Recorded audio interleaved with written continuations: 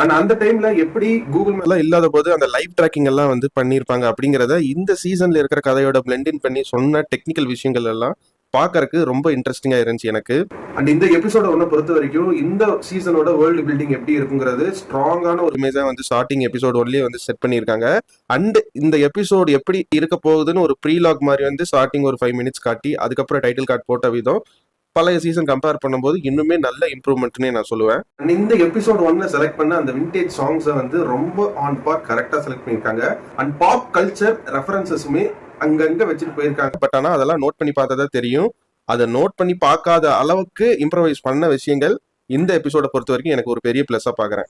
And இந்த episode ஒன்னோட ending ஒரு கிளிஃப் ஹேங்கர்ல தான் முடிச்சிருக்காங்க. அந்த கிளிஃப் ஹேங்கருக்கான ரைட்டிங் ஒர்க்குமே ரொம்ப அழகா எழுதி அதை விஷுவல் பண்ணி காட்டியிருக்காங்க. இது என்னதான் வந்து ஒரு 1 ஹவருக்கு மேல இருக்கிற எபிசோடா இருந்தாலும் இந்த எபிசோட்ல அவங்க ஹேண்டில் பண்ண அந்த ஒரு ஸ்கிரீன் பிளே ட்ரீட்மெண்ட்ங்கிறது